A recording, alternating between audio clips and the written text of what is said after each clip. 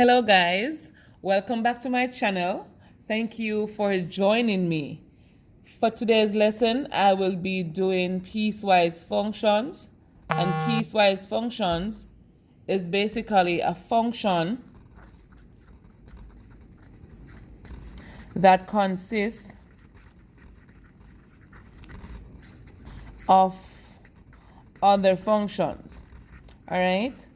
And remember the last video I uploaded, I spoke about functions, and that functions are basically written in different form, but they actually means the same thing. So f of x, h of x, g of x, and they're all equivalent to y. All right? So the piecewise function, let me give an example here, is a function that consists of other functions.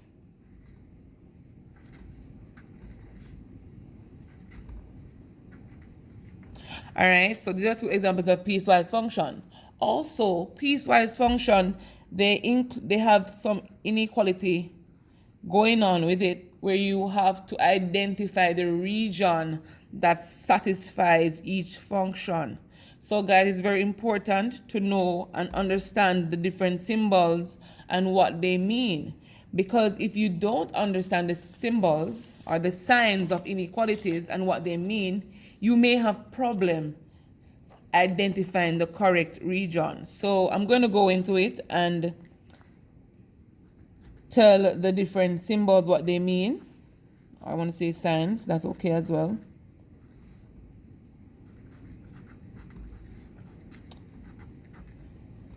So the first one, x is greater than 1. You need all the values that are greater than 1. So this sign means greater than. So if it says greater than 1, you have to give me other numbers that are bigger than 1, all right? So if I choose whole numbers, I'll say 2, 3, 4, and it goes on to infinity, all right? And this one that says x is less than 1. So this is a less than sign. And numbers less than 1 would be what? Let's go. So it will be 0, -1, -2, -3, -4, and it continues to negative infinity.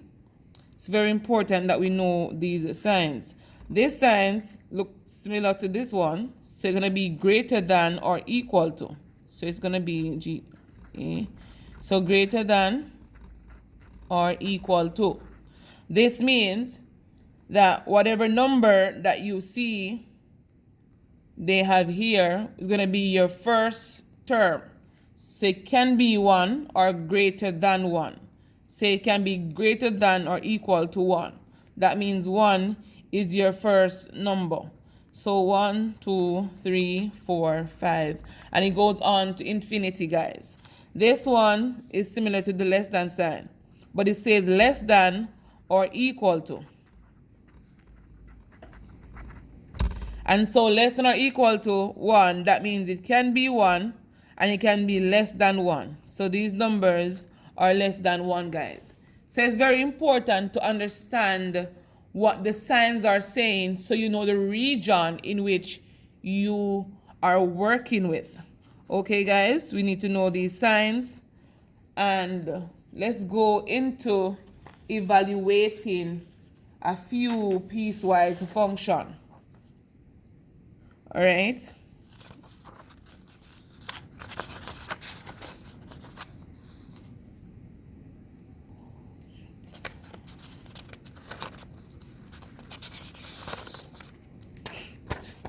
I thought I had more paper, but never mind. Okay, guys, so the first one is f of x is equal to 6x minus 1 if x is less than 0 and 7x minus 3.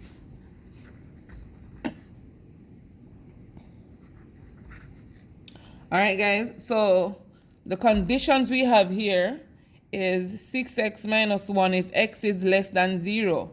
So the first thing I encourage you to do is to list the values of x less than 0.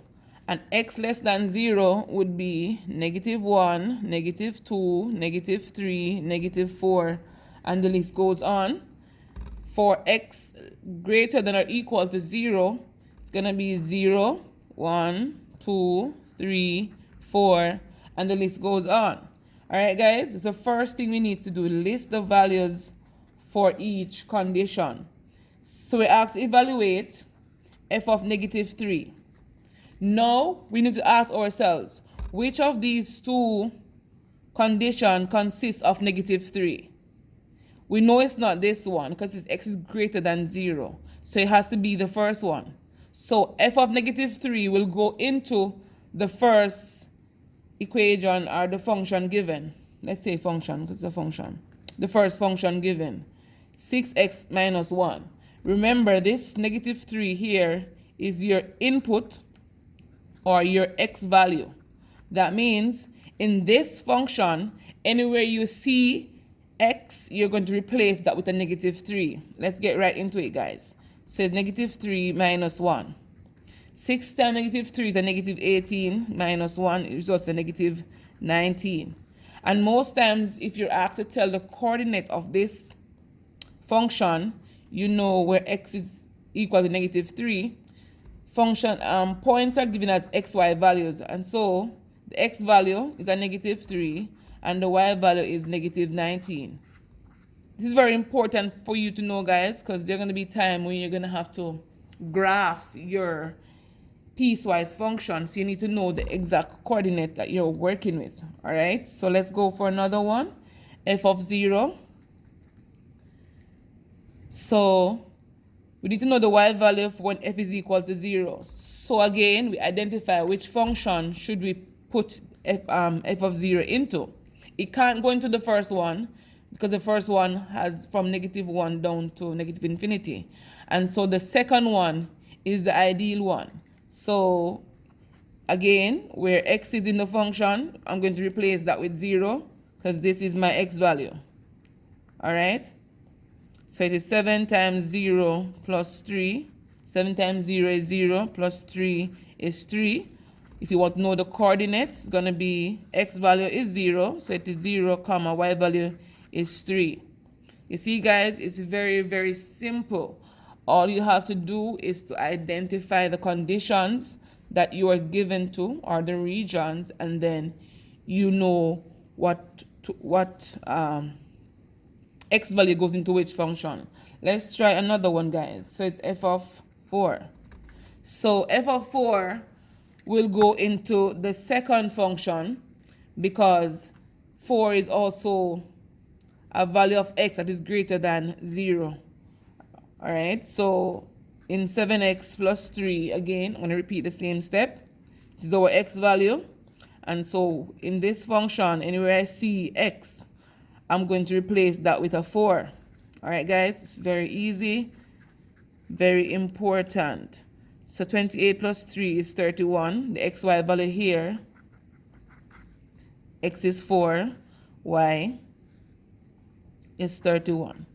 Some may ask, why is y 31? Remember, as I explained to you earlier, f of x is the same thing as saying y. All right? Once you remember this, you will know what your y coordinate or your y value is. Guys, thank you very much for watching. Remember to like, share, and subscribe, and turn on your notification bell. Okay? Thank you.